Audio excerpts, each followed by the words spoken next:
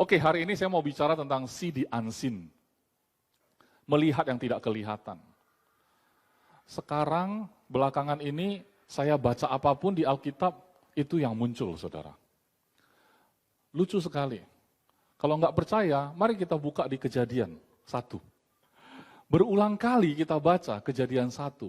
Siapa di sini yang nggak tahu kisah Tuhan menciptakan manusia, betul kan? Hari pertama Tuhan ciptakan ini, hari kedua Tuhan ciptakan ini. Yang tidak kelihatan dia mulai munculkan. Dengan apa? Dengan firman. Dia munculkan hanya cukup dengan firman, katakan saja. Jadilah terang, terang itu jadi, betul kan? Nah, yang saya mau katakan adalah penciptaan bukan terang tetapi manusia. Waktu Tuhan menciptakan manusia di Kejadian 1 ayat 26 sampai 28, saudara perhatikan baik-baik di sini, saudara. Ya. Berfirmanlah Allah, baiklah kita menjadikan manusia menurut gambar dan rupa kita. Saudara, kata gambar dan rupa kita, itu artinya gini, menurut saudara Tuhan itu bisa kelihatan atau enggak sih? Pernah Bapak lihat Tuhan? Tidak ya. Tuhan tidak kelihatan. Dia wujudnya adalah roh, tidak kelihatan. Waktu Tuhan ciptakan manusia, dia berfirman demikian, baiklah kita menjadikan manusia menurut gambar dan rupa kita. Waktu manusia diciptakan seperti itu, serupa dan segambar sama Tuhan, segambar dan serupa sama Tuhan, itu dengan kata lain seperti ini, saudara. Kalau ciptaan lain pengen lihat Tuhan, mereka cukup lihat Adam dan Hawa. Karena serupa dan segambar. Saat dunia ini nggak bisa melihat Tuhan, dia cukup melihat Adam. Sederhana ya. Yang tidak kelihatan yaitu Tuhan sendiri, pengen dilihat kan? Oke, lihat Adam. Ternyata inilah modal awal waktu Tuhan menciptakan Adam dan Hawa serupa dan segambar sama dirinya sendiri, supaya mereka berkuasa katanya atas ikan-ikan di laut, burung-burung di udara, dan atas ternak dan atas seluruh bumi, dan atas segala binatang melata yang merayap di bumi. Oh, ternyata manusia itu dimaksudkan untuk menguasai bumi. Jadi artinya menjadi Tuhan lah atas bumi ini. Karena kalau surga dan bumi, Tuhan memang Tuhan. Tetapi untuk bumi, dia serahkan bumi itu menjadi domain. Domain itu artinya daerah kekuasaan, bagian dia. Jadi Tuhanlah kamu di situ, gitu ya. Jadi semua ciptaan yang lain Tuhan yang cipta memang. Tetapi kalau ciptaan yang lain pengen lihat Tuhan Sang Pencipta, lihat saja Adam dan Hawa. Karena sudah segambar dan serupa. Nah, modal itu cukup untuk berkuasa. Tetapi kan kita tahu, ya kan, Adam gagal. Nah, selanjutnya Allah memberkati mereka. Lalu Allah berfirman kepada mereka, demikian ya, beranak cuculah dan bertambah banyak, penuhilah bumi dan taklukkanlah itu. Berkuasalah atas ikan-ikan di laut dan burung-burung di udara, dan atas segala binatang yang merayap di bumi. Itu semuanya fine-fine. Tuhan ciptakan, semua bagus, baik semua, ciptakan manusia segambar dan serupa, serahkan ke dia, serah terima. Oke, lakukan. Tapi saya tahu, walaupun demikian, Tuhan nggak pernah tinggalkan Adam dan Hawa. Saya ada buktinya. Buktinya pada saat mereka sudah jatuh, saya skip ya, ke Kejadian 3 ayat 6 sampai 10. Karena kita semua udah familiar dengan kisah itu, tapi hari ini kita mau lihat dari satu kacamata see the unseen. Sebenarnya apa yang terjadi dari sejak awal penciptaan? Perempuan itu melihat bahwa pohon itu baik untuk dimakan. Saudara, melihat apapun itu enggak salah. See the unseen, melihat yang tidak kelihatan. Sekarang yang dia lihat adalah yang kelihatan. Dan kelihatannya apa? Sedap. Ya kan? Pohon itu baik untuk dimakan dan sedap kelihatannya. Lagi pula, pohon itu menarik hati karena memberi pengertian. Berarti pada saat itu ya, Hawa ngelihat sesuatu langsung punya rasa. Melihat saja sudah tahu segalanya. Melihat saja dia tahu bahwa pohon ini menarik hati. Karena apa? Ada sebabnya. Karena memberi pengertian. Saudara bisa nggak lihat pohon, kayaknya ini memberi kemanisan, kayaknya ini memberi kepahitan, kayaknya pohon ini memberi sukacita. Ada kayak gitu? Nggak ada. Tapi kita ada, kayaknya ini pahit ini, kayaknya ini asem ini. Nah, jeruknya masih hijau, ya kan, kayaknya asem ini. Tapi kalau udah kuning, kemerah-merahan, kayaknya manis. Begitu makan, salah. Enggak seperti itu rupanya, enggak seperti yang kuduga. Nah, kalau kasus ini saudara, ini kasus adalah buah yang paling menentukan nasib kita. Masalahnya saat itu terjadi saudara, saat itu terjadi saya nggak bisa salahkan mereka, karena memang benar-benar posisi mereka melihat itu semua baik. Karena memang nggak ada yang tidak baik. Sebelum makan pohon pengetahuan, buah dari pohon pengetahuan baik dan jahat, semuanya baik. Termasuk pohon itu sendiri, pasti baik. Kalau dia tahu pohon itu jahat, berarti dia seperti sudah makan buah dari pohon pengetahuan baik dan jahat, betul kan? Karena dia belum makanlah, termasuk pohon itu pun baik. Tapi maksud saya, setelah itu terjadi, mari kita periksa. Lalu ia mengambil dari buahnya dan dimakannya. Bukan hanya dia makan, dia berikannya juga kepada suaminya yang makan, yang bersama-sama dengan dia. Benar nggak perbuatan dia kasih ke suami? Benar. Saya yakin selama ini cara makan pasti kayak gitu dia. Makan pohon yang lain pun seperti itu pasti. Dia makan, dia kasih suami, suaminya ikut makan. Nggak ada yang salah. Yang salah itu buahnya dia makan. Buah dari yang nggak boleh dimakan itu ya dia makan. Buah yang lain cara makannya ya sama. Kan mereka mengkonsumsi dengan cara yang sama. Cara yang mereka sudah biasa lakukan gitu ya. Jadi saya mau minta saudara waktu baca firman ini, pakai pikiran yang biasa aja, nggak usah mereka-reka. Nggak usah kayak, ini pasti begini, ini pasti begitu. Biasa aja, karena mereka makan pun kayak pohon biasa gitu loh. Memang mereka ingat, memori mereka bagus, bahwa Tuhan mengatakan semua pohon dalam taman ini boleh kok kami makan, cuman satu ini nggak boleh. Tapi waktu diprovokasi bilang, kamu tahu nggak, ini sebenarnya kalau kamu makan nggak mati gitu. Nggak mati. Tuhan bilang, pada hari kamu makan, kamu pasti mati. Tapi dia bilang nggak mati gitu kan. Dan terbukti setelah makan memang nggak mati nggak langsung mati gitu. Nah, kemudian dia makan ya. Dan suaminya pun memakannya. Berikutnya, maka. Ini udah sejarah langsung berubah saudara. Begitu makan sederhana kan, maka. Kadang-kadang kita makan kayak gitu. Begitu makan, maka mulai mules. Sejarah hidup kita berubah. Makannya sederhana, tapi setelah itu, maka terbukalah mata mereka. Pertanyaan saya, si unseen, selama ini emang mata mereka tertutup? Terbuka juga. Kenapa begitu makan, terbukalah? Apa selama ini tutup mata, panggil singa semua? Tutup mata? Enggak. Begitu makan baru terbuka? Enggak. Pasti mata mereka terbuka. Posisinya sempurna. Tetapi begitu makan, terbuka mata mereka berdua, dan mereka tahu. Jadi mata terbuka, tahu. Ini sinkron, apa ya? Kayak close sama gas. Ya kan? Lepas close, tekan gas, jalan dia. Ya. Mata terbuka, mengerti, tahu. Jadi melihat, tahu. Wah, itu musuh kita rupanya. 2 minggu yang lalu, saya sudah sharing tentang iman. Dasar dari segala sesuatu yang kita harapkan, bukti dari segala sesuatu yang tidak kita lihat. Ya kan? Artinya, memang masalah iman versusnya itu, ya kan, kontranya itu adalah yang kelihatan mata. Karena kalau udah terlihat, nggak butuh iman. Kalau iman itu melihat yang nggak kelihatan, itu iman.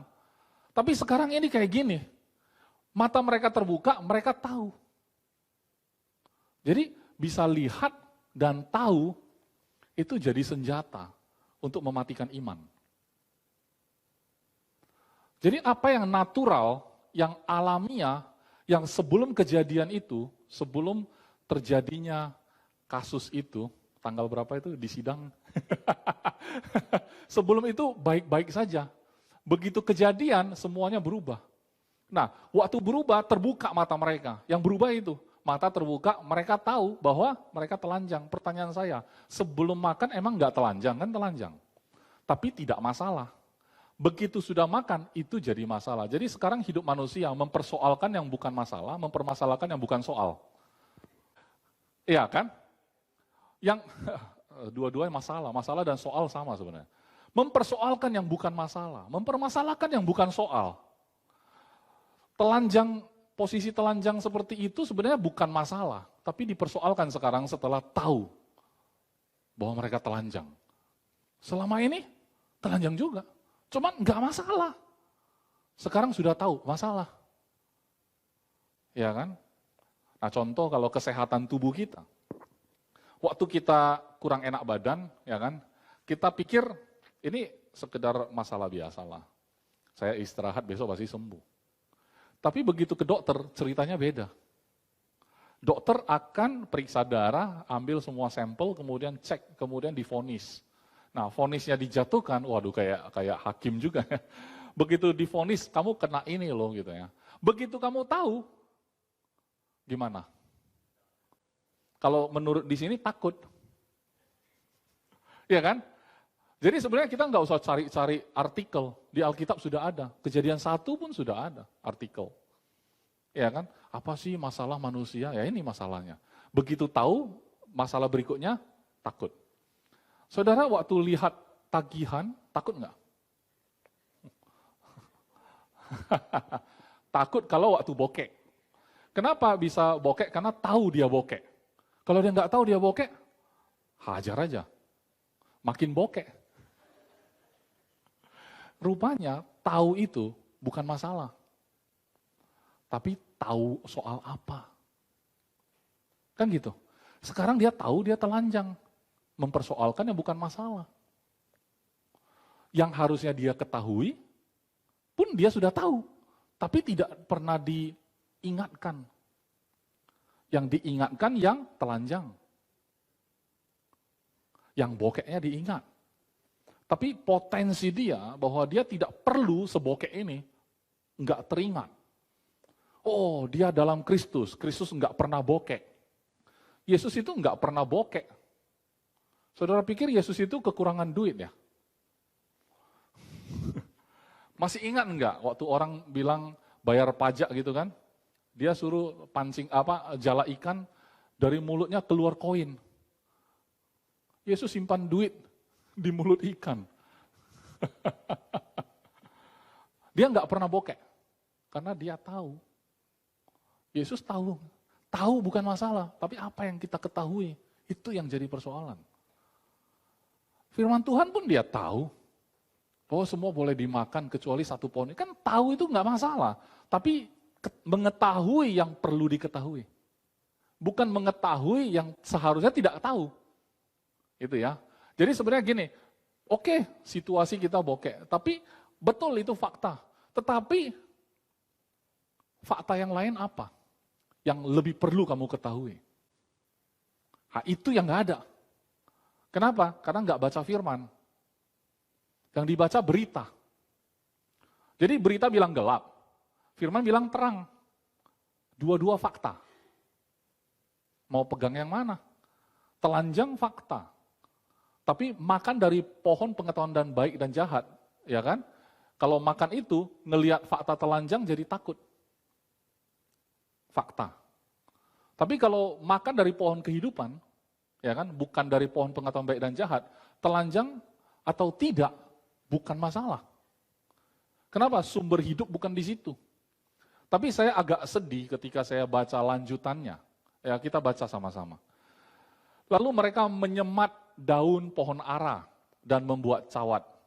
Ketika mereka mendengar bunyi langkah Tuhan Allah yang berjalan-jalan dalam taman itu pada waktu hari sejuk.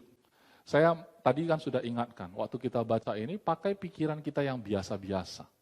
Artinya, mereka makan buah dengan cara normal, Tuhan datang berjalan-jalan di taman juga hal yang normal. Yang tidak normal sekarang adalah mata mereka sudah terbuka.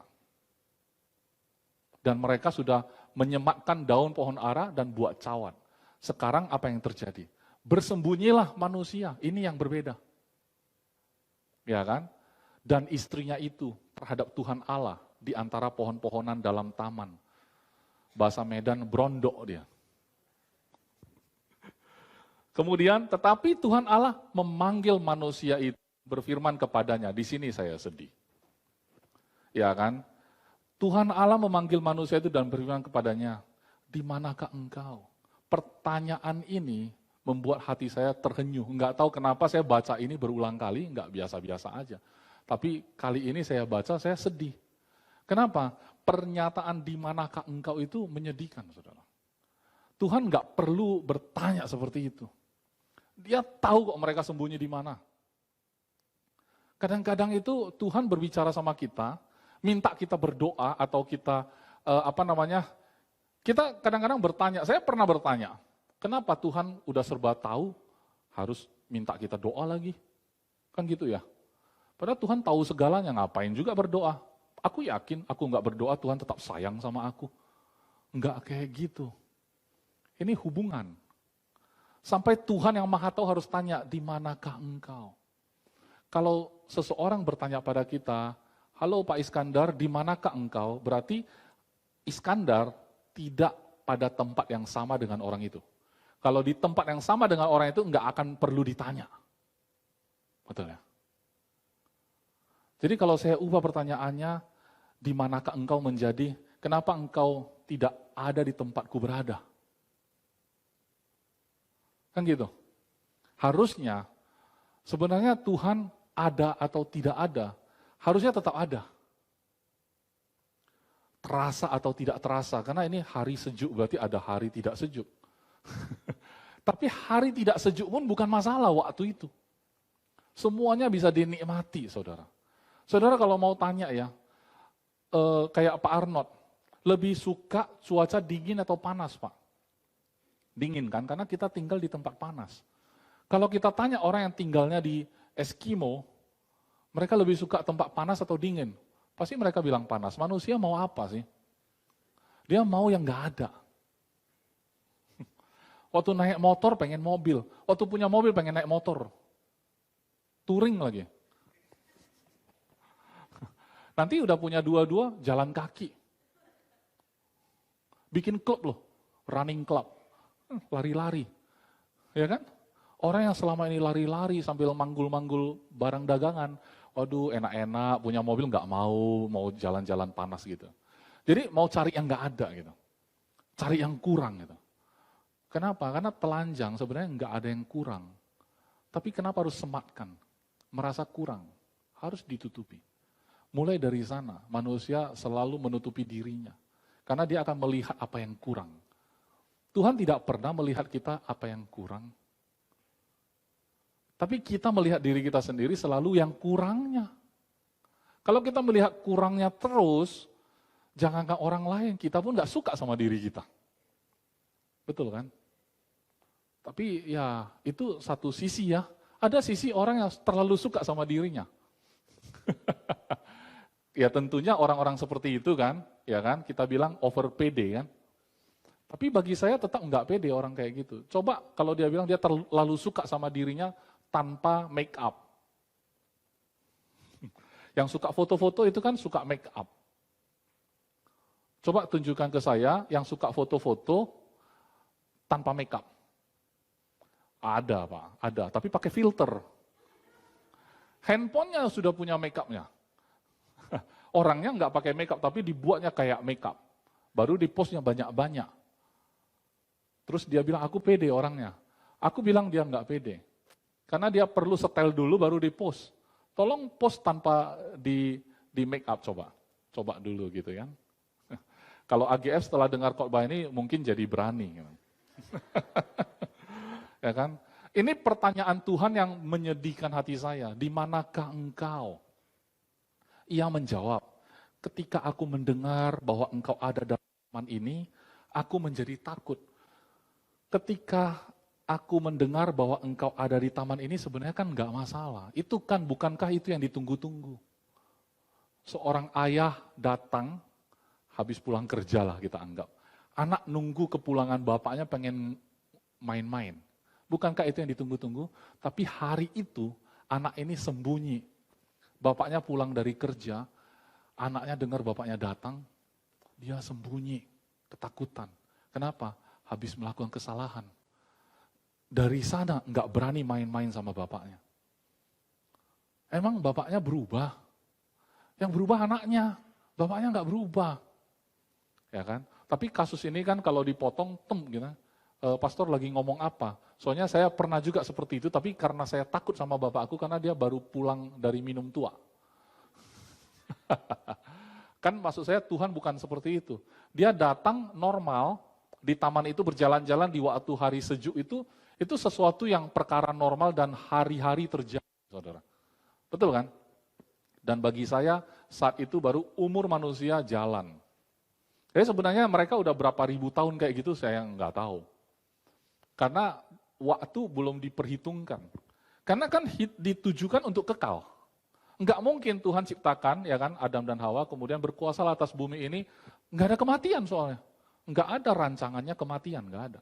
Berarti kan argonya kalau jalan terus nih, tanpa makan buah itu, pasti hidup kekal. Nggak ada kematian, karena waktu hari engkau makan, baru engkau mati. Semalam saya sama Ken hitung-hitungan, karena 1 hari bagi Tuhan 1000 tahun bagi manusia. Jadi saya hitung 1000 tahun bagi manusia kan. 1 hari bagi Tuhan. 1 hari kan 24 jam, saya bagi 24 jam.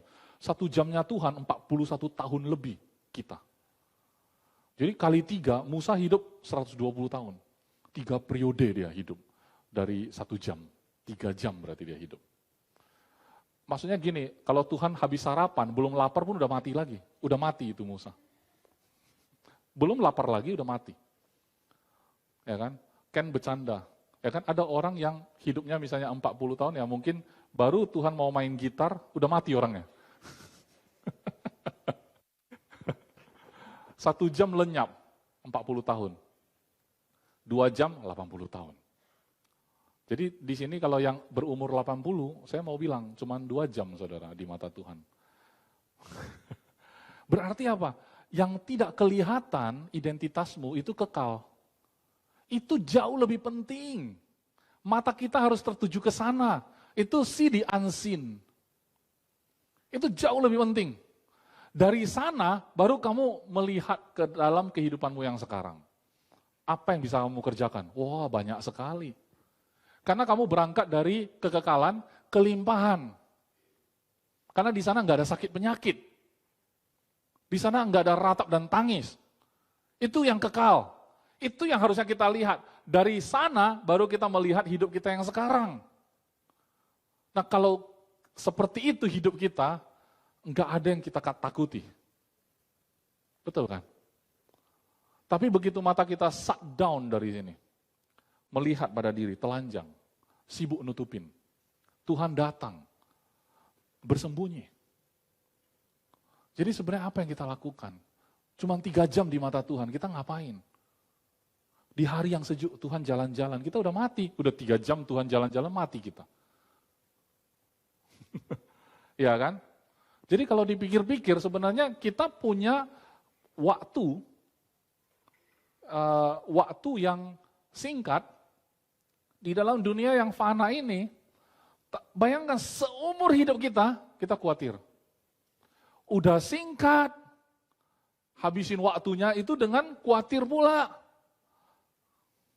Kerja mati-matian, berantem di medsos. Apa yang kita pikirkan gitu ya. Sementara kita berkutat di situ-situ aja. Di situ-situ aja. Besok kan saya mau ngajar keuangan. Keuangan ini bicara soal di dunia. Emang currency atau mata uang di surga apa coba? Rupiah kan currency-nya di bumi, itu pun di Indonesia.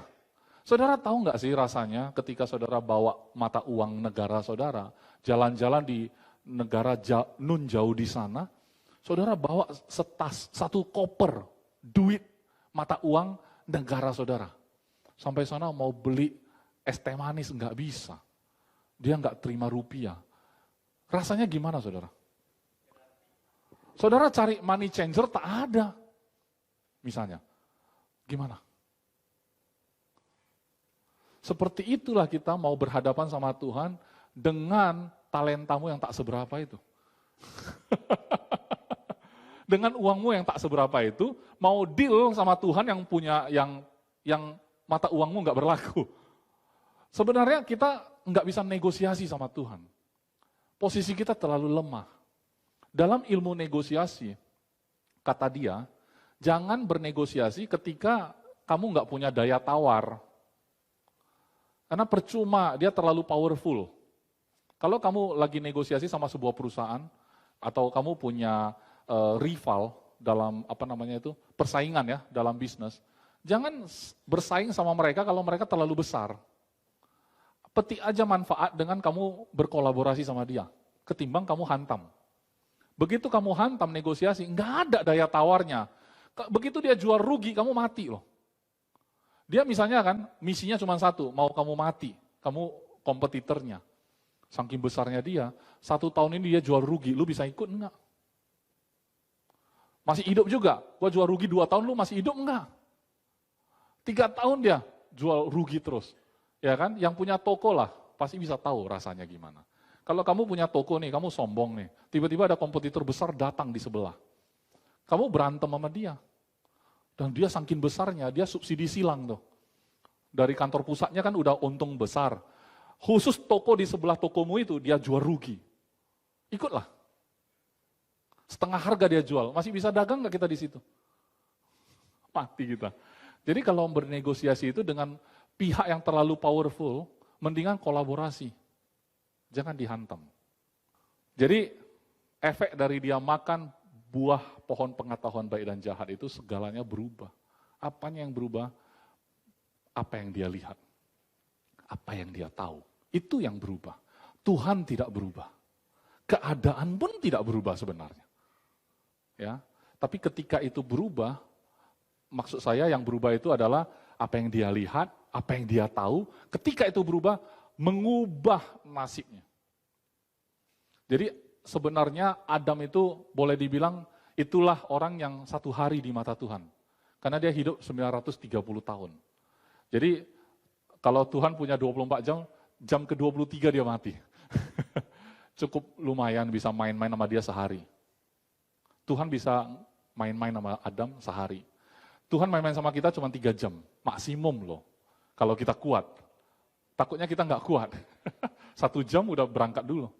2 jam udah selesai. Tapi nggak apa-apa. Apapun itu. Kamu akan bertemu dia selamanya. Tapi kan kesempatan untuk kita di tempat yang katanya terbatas ini. Bumi. Yang adalah percontohan surga dan bumi. Bumi ini PR kita. Surga adalah contohnya. Kesempatan untuk kita bermain kan. Kenapa nggak mau main-main? Kayak kita dikasih tiket masuk ke Universal Studio.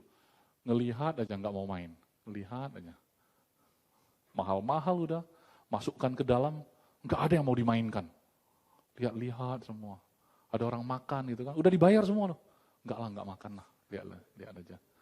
Kayak gembel. Enggak mau main. Kayak gembel. Padahal haknya udah sama. Udah dibayar sama. Harganya sudah dibayar, tinggal dimainkan permainan. Semua udah lunas. Tapi enggak mau dimainkan.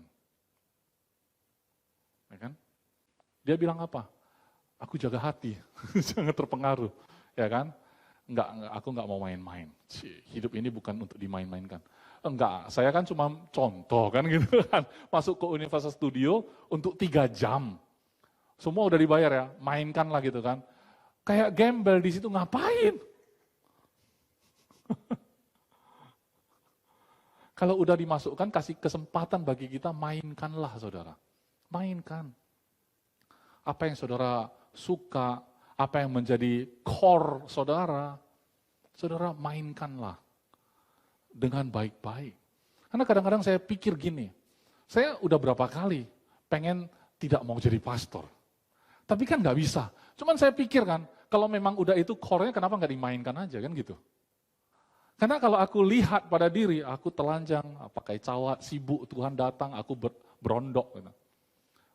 Udah terulang ini kisah di Taman Eden. Tapi kabar baik hari ini, kita nggak berhenti di situ.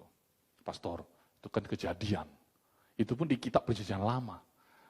Padahal saya bisa bilang, perjanjian lama kan setelah ada Musa, ada hukum Taurat. Ini enggak, gitu kan. Saya bisa ngomong gitu juga. Tapi tetap aja kita buka dari Roma. Roma pasal 8 Ayat 29 sampai 30. Ini juga familiar, saudara. Sebab semua orang yang dipilihnya dari semula, mereka juga ditentukannya dari semula untuk menjadi serupa dengan gambaran anaknya. Supaya anaknya itu menjadi yang sulung di antara banyak saudara. Jadi gini saudara, kalau Adam supaya seluruh makhluk kalau mau lihat Tuhan yang tak kelihatan, lihatlah Adam.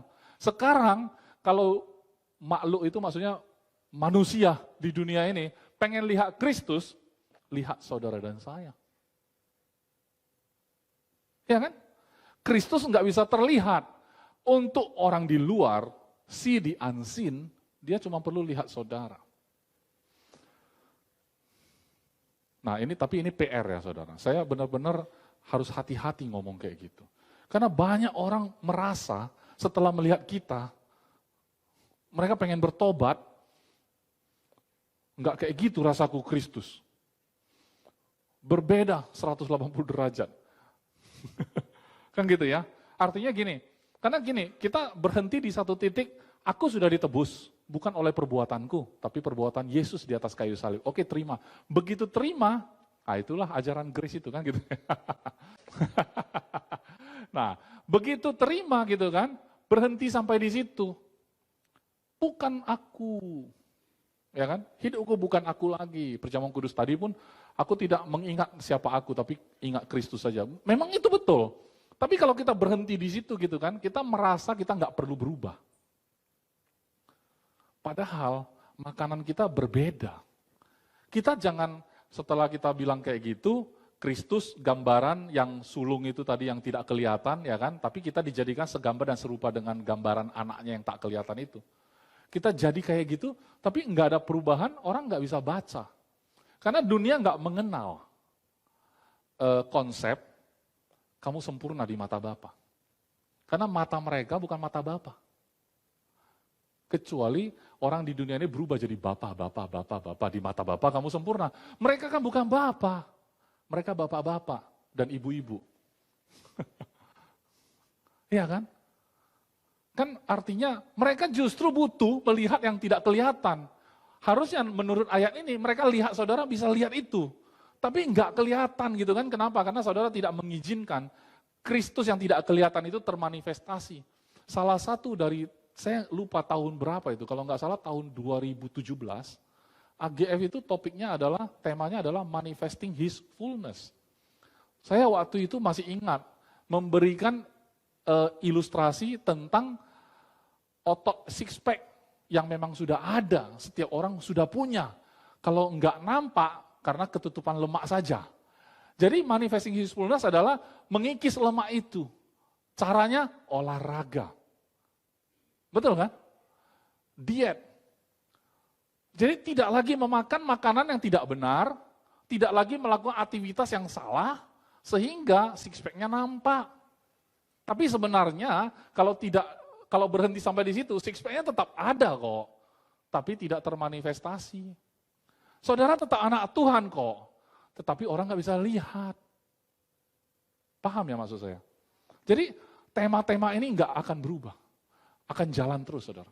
Ketika Tuhan mengasih tahu lagi, the unseen, manifesting His fullness, tetap ada di situ. Karena ketika Kristus yang tidak ada kelihatan itu tampak ke depan, karena kita mengikis diri kita sendiri yang lemak itu tadi, maka six pack yang adalah Kristus kelihatan, maka orang akan the unseen. Jadi apa bedanya topik manifesting His fullness dengan the unseen? The unseen itu bukan sekedar orang lihat Kristus yang tak kelihatan melalui diri kita, tapi kita melihat Tuhan yang tak kelihatan pun the unseen. Cuman untuk dunia mengenal Tuhan, mereka akan melihat kita.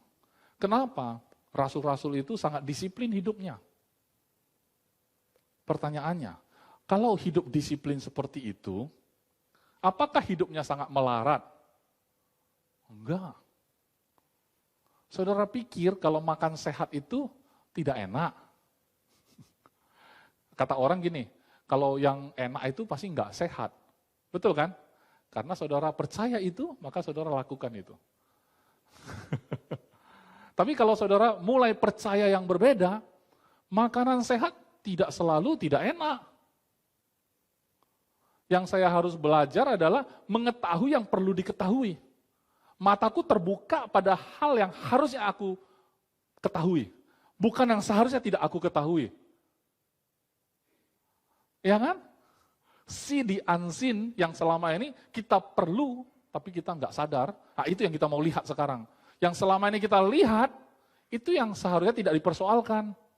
Mempersoalkan yang tidak masalah, mempermasalahkan yang tidak soal sebenarnya. Selama ini. Dan waktu kita sudah habis. Ada yang udah 40 tahun, 30-an tahun. Sudah habis untuk melihat hal yang seharusnya tidak perlu dilihat. Yang tidak jadi soal selama ini. Yang perlu di-upgrade jadinya kan loss. Kita sibuk apa? Kita sibuk yang katanya move on. Move on, jadi gini, aku punya masalah di masa lalu. Sekarang aku sedih. Duduk sendiri. Aku sedih, duduk sendiri, ada lagunya kan. Teringat masa lalu, sedih, duduk sendiri sekarang. Aku pengen move on, move on, move on. Padahal kejadiannya cuma sehari. Move on 5 tahun.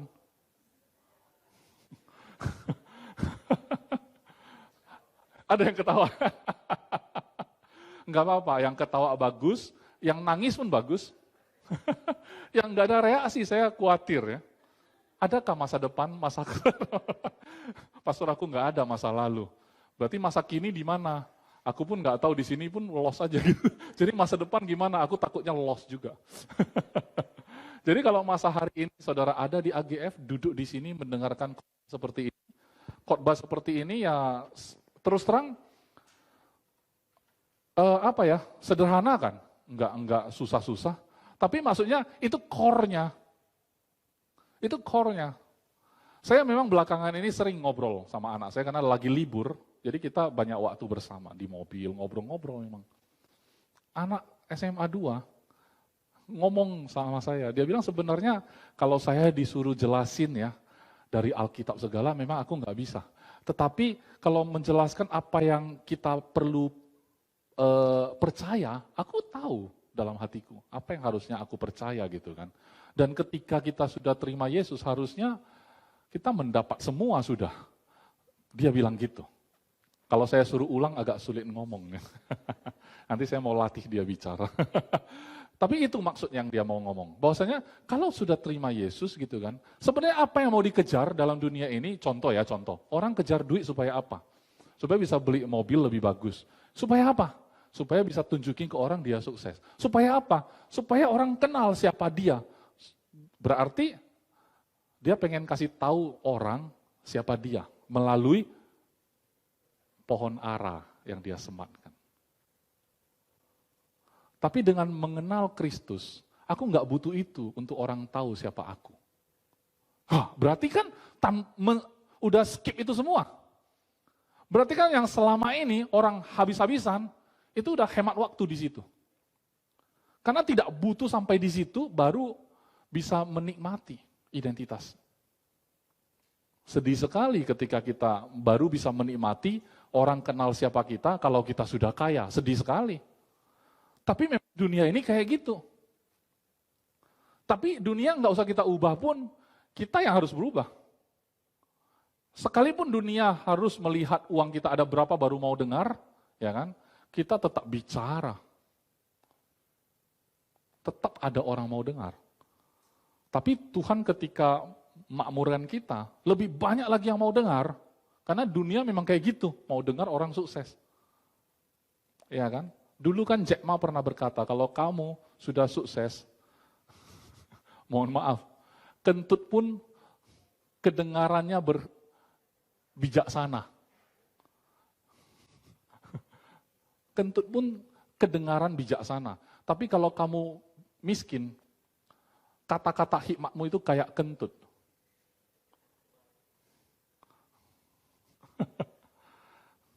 Itu dunia, kejam ya. Untung Tuhan tidak sekejam itu. Memang Tuhan tidak pernah sekejam itu. Tuhan tahu bahwa untuk mengasihi kita, enggak perlu tunggu kita sampai sebijaksana tadi itu.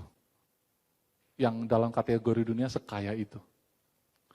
Karena kekayaan kita itu nggak kepake di dunia nyata, realitas surga. Mata uangnya nggak berlaku. Iya kan? Financial report yang selama ini kita pelajari, di alam surga, miskin kali itu perusahaan. Cuma segitu yang kau punya. Ya. Buka rekening cuma segitu. Ya.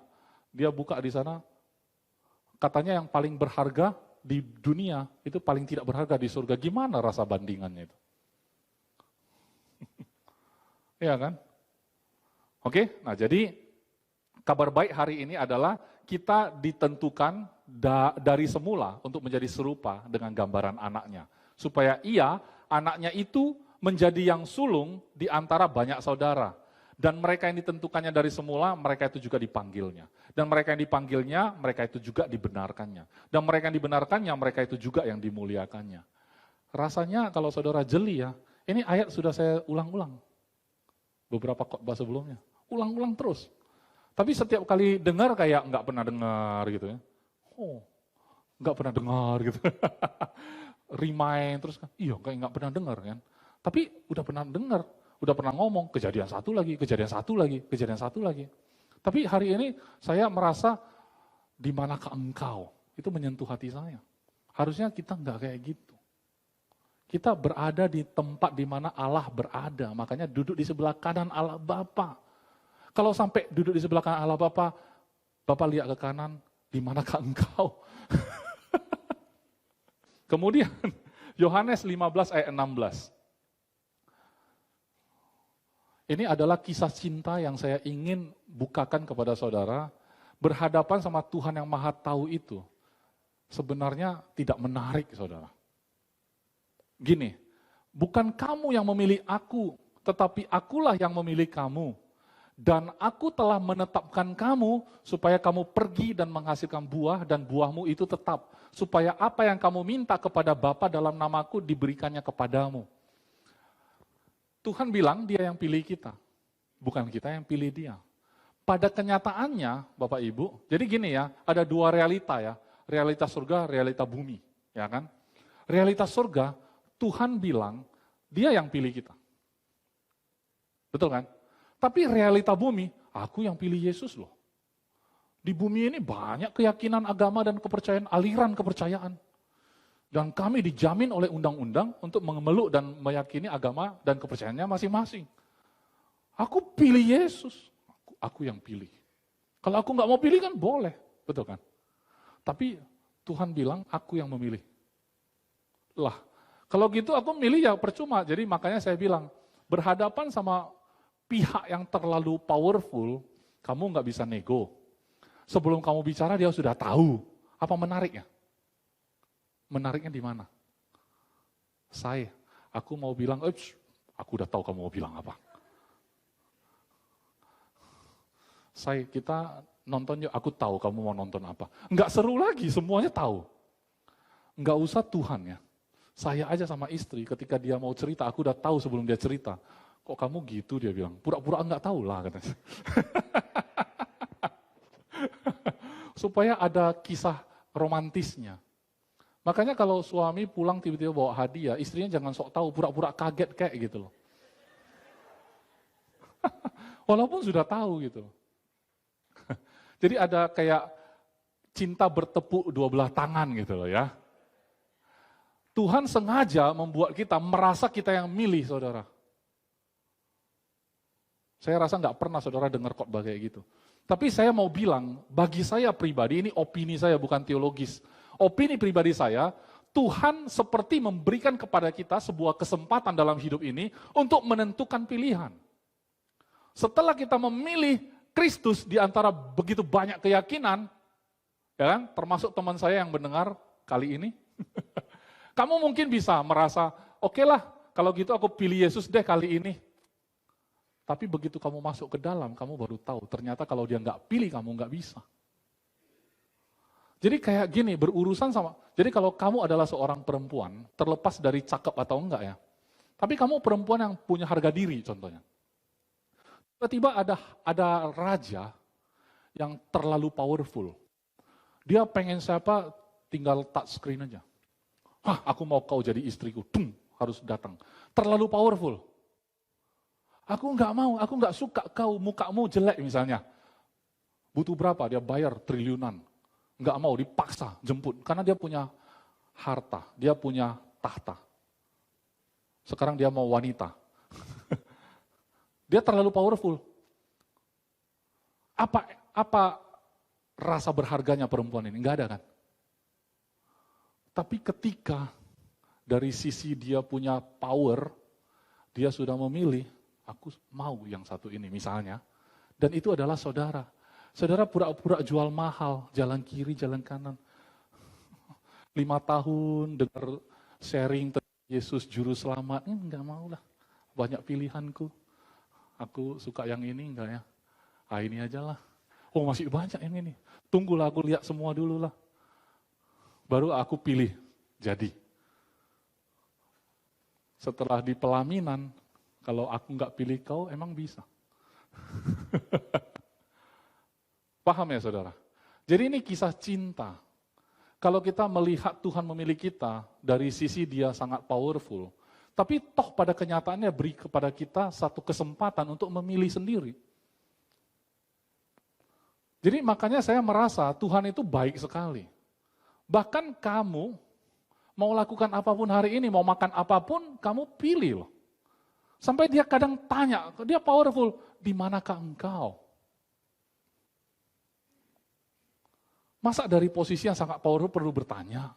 Tapi itulah relationship. Seorang bapak udah tahu anaknya jatuh, kakinya luka. Gimana kakimu? Masih sakit? Pasti sakit. Tapi ditanyain. Dibalut lukanya. Aduh, sakit pak gitu kan. Diobatin sabar ya nak gitu kan. Dihembus-hembus.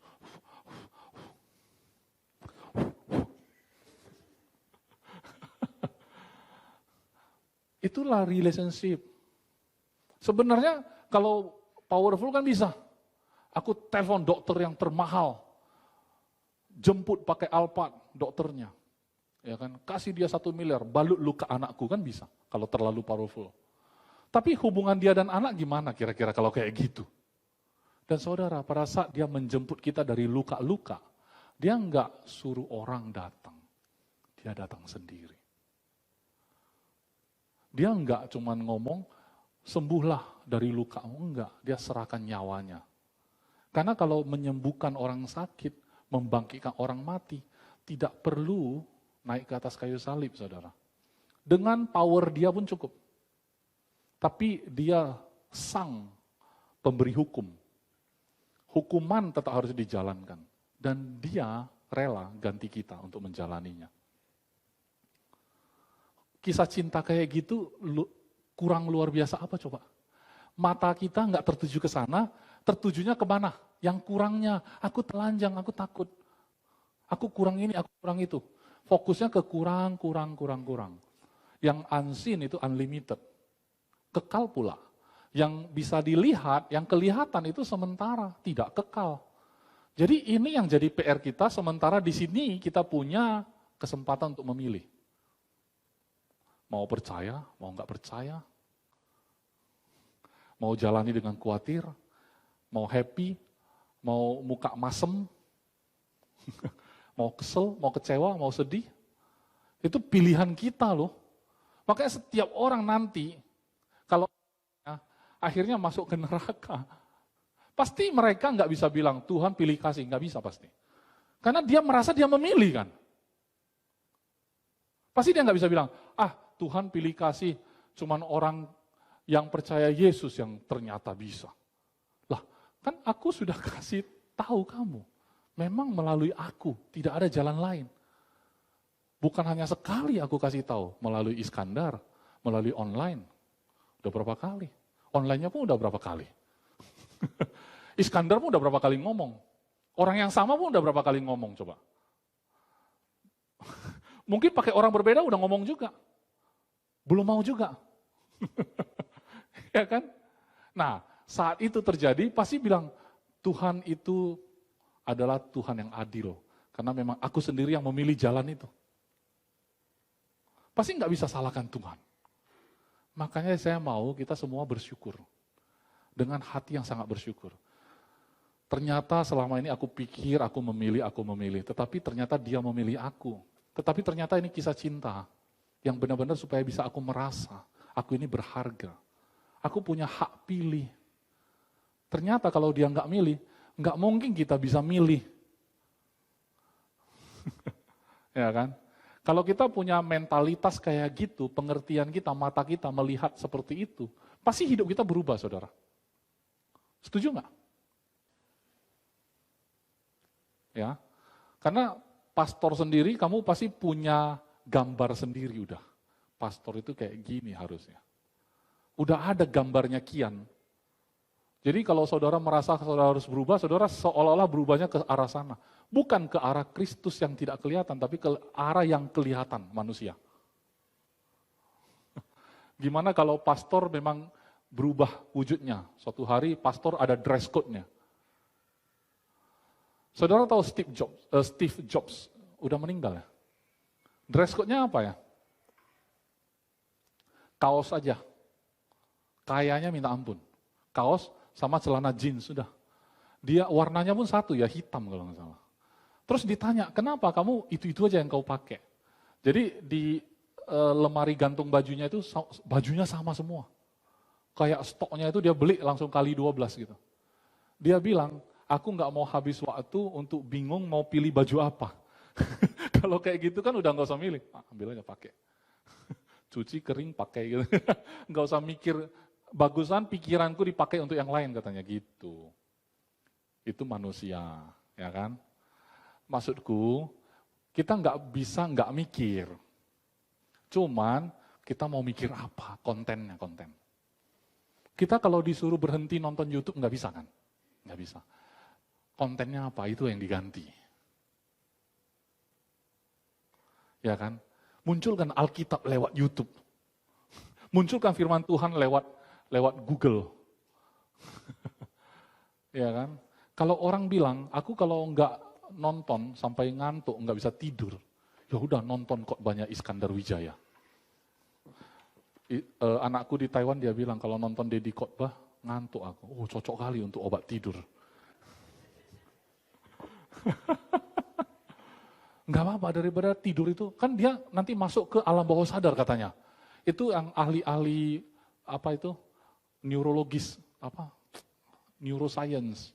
Katanya otak manusia itu alam bawah sadar kalau udah terbentuk, nggak usah mikir pun udah itu dia bentuknya. Jadi kalau gitu, makanya kamu dengar apapun walaupun kamu kayaknya lewatin gitu kan, dengerin apa itu berita-berita, sidang, hajar gitu katanya, hajar cat ya, itu aja sampai ketiduran. Besok bangun hajar cat. Nah itu. Nah kalau kayak gitu ganti topiknya. Ya khotbahnya jangan di manakah engkau? Tuhan aku di sini. Itu masuk ke alam bawah sadar. Tuhan tanya di manakah engkau? Aku di sini Tuhan. Ya kan? Walaupun aku telanjang berarti tidak ada yang aku harus tutupi di mata engkau Tuhan. Kan gitu. Karena kita kayak udah makan antidotnya. Kalau Adam sudah gagal menjadi gambar yang segambar dengan Tuhan, ketika makhluk ciptaan Tuhan mau lihat Tuhan, lihat Adam sudah rusak gambarnya. Maka sekarang ada gambar Yesus. Kalau saudara bilang, tapi kan pastor aku nggak sempurna, betul. Karena ini kepentingan kita hanya di bumi. Emang kalau kita segambar dan serupa dengan Yesus, anaknya itu, di surga nggak perlu lagi, di bumi yang diperlukan. Amin. Karena di situ sempurna, di sini nggak sempurna. Betul, disitulah kita melakukan pekerjaan rumah kita. Ya, kalau udah selesai dia. Kalau udah waktunya berangkat. Makanya kemarin ya ada satu pendeta dari gereja lain kan meninggal dunia. Kemudian saya ke rumah duka. Sebenarnya saya ketemu dia cuma 2-3 kali.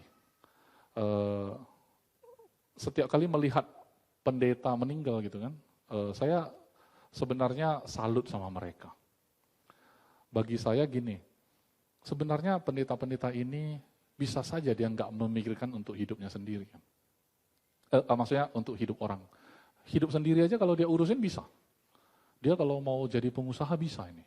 Pendeta ini track recordnya dia pengusaha. Tapi dia tinggalkan, dia jadi benar-benar mengabdikan diri, melayani gitu kan. Saya dengar kisah dia dari teman saya. Nah, sekarang dia meninggal, kena serangan jantung kalau nggak salah. Tapi saya di depan jenazahnya, saya lihat fotonya, orang semua lagi sibuk, saya lihat. Karena saya pernah jumpa dia. Saya dalam hati saya bilang bahwa saya salut sama pastor ini. Kenapa? Karena sebenarnya saya tahu siapa dia, tapi dia akhirnya tidak menjalani hidup dia itu seperti yang dia punya hak. Dia menjalaninya dengan ikhlas, dengan tulus. Meninggal. Kalau misalkan hari ini dia nggak jalani ini, bisa juga dia menjalani sesuai yang dia mau. Pertanyaan saya, meninggal juga kan? Meninggal juga. Mana yang lebih respect? Saya lebih respect orang ini. Jadi maksud saya bukannya saya nggak menghormati, menghargai orang-orang yang sedang menjalani di dunia sekuler, bukan. Tetapi maksud saya melayani pun adalah sebuah kehormatan. Amin saudara. Dan itu seperti Tuhan kasih kesempatan, pilihlah mau atau enggak. Pilihan juga. Tapi begitu kita milih, kita baru tahu, masuk, ya Tuhan pilih aku. Dan kita mengatakan ya. Itu aja. Nah ketika kita lakukan ya, kita taat gitu kan, jalani, semua orang pasti mati.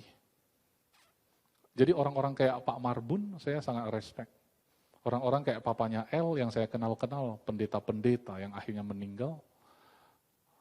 Emang kalau nggak pendeta nggak meninggal, meninggal juga. Tapi ketika mereka menjalani, mengatakan ya sama panggilannya, itu yang saya respect saudara. Bentuknya bisa beda-beda. Ada yang tampil jadi pastor bener-bener pastor. Setradisional apapun pastor itu, saya tetap respect saudara. Entah apapun yang dia khotbahkan, saya tetap respect saudara. Paling tidak dia punya hati. Soal pengetahuan, dia ngertinya kurang tepat lah, dia kurang paham teologi lah, saya taruh di nomor ke-13. Yang nomor 1, hati dia mau beri. Itu yang membuat saya respect sama orang-orang seperti itu. Kadang-kadang memang saya bisa gitu, saya lihat mereka sudah berangkat. Oh, udah berangkat lebih dulu dari kita kan semua. Dan mereka memelihara iman mereka, mereka jalani hidup mereka. Kalau mereka nggak mau jadi pastor, mereka nggak mau melayani, mereka bisa juga jadi pengusaha, ya kan? Sibuk ngurusin hidup pribadi, bisa aja. Tapi ini ngurusin hidup orang gitu. Respect. Amin. Mari kita bangkit berdiri.